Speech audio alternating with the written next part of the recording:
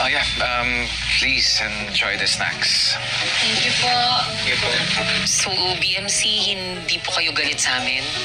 No, bakit naman ako magagalit? Because of the event, yung Idea Expo. Don't worry about it, Walter. That's nobody's fault.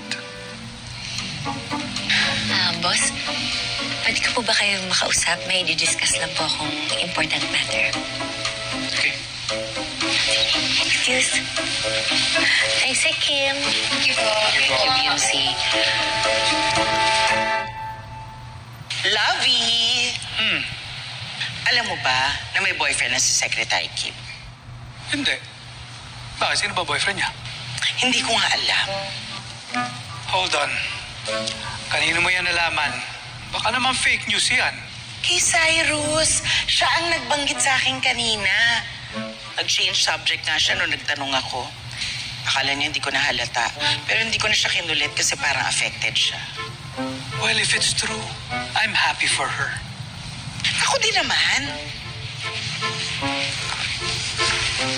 Pero sino kaya? Kung sino man yon, it's not our business. Curious lang ako. Wala bang nababanggit sa'yo si Brando?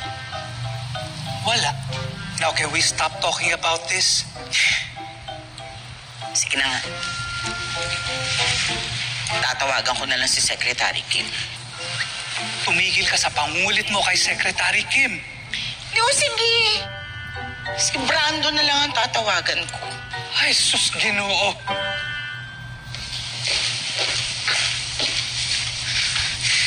Usap na tayo.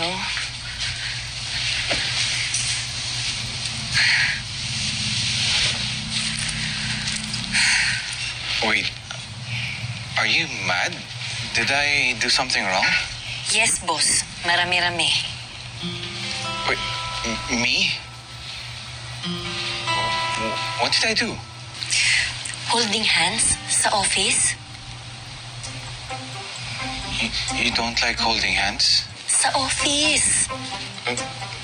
Okay, that's one wrong thing. Cookies sa merienda?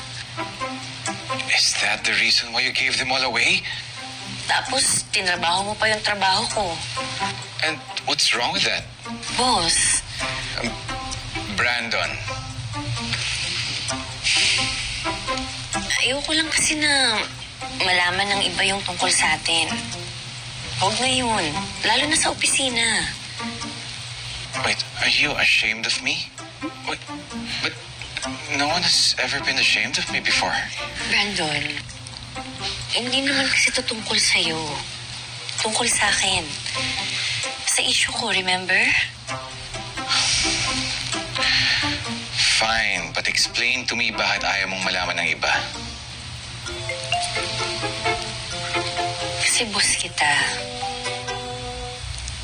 Ayokong questionin nila ang competence ko. Ayokong may masabi silang mali sa akin. That's ridiculous. 9 years na kitang secretary, 2 days pa lang kitang girlfriend. Bakit naman nila i-question yung competence mo? Kung ano man yung respetong tinrabaho ko for 9 years, mawawala lahat yun. Lalo na kung sumabit ako, iisipin nila naging kampante ako sa trabaho ko dahil girlfriend mo ko. Kapag naman ginalingan ko, sasabihin nila, malakas lang yun kasi girlfriend siya ng boss. Kapag pinush ko naman sila, sasabihin nila sa akin, nagpa-power trip ako kasi ikaw yung boyfriend ko. Okay. Then I'll fix this by firing them all. Brandon, please, makinig ka muna sa akin.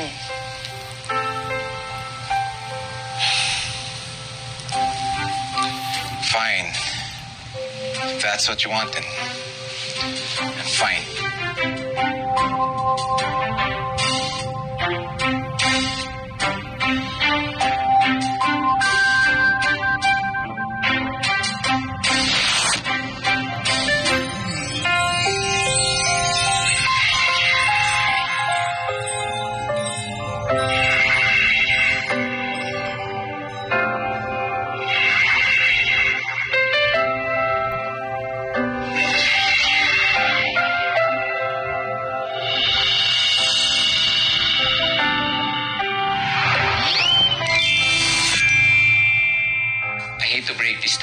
magiging tahimik ang buhay mo kung hahayaan mong siya ang boss pag kayo lang dalawa.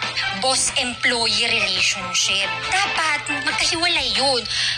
Iba yung work relationship, iba din dapat yung couple relationship. Work kung work, pag bebe time, edi bebe time. Nakita kita nakikipagtawanan. Ang saya-saya nyo. Tino, Si Maya ng marketing. anong tingin mo sa akin? Player? O bakit? Yung isang ang gusto ko, hindi ko mapasagot. Pagsasabayin ko pa.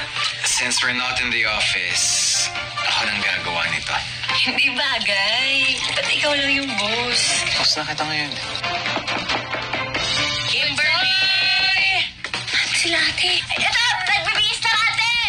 Nagbibihis lang daw. Tsaka lang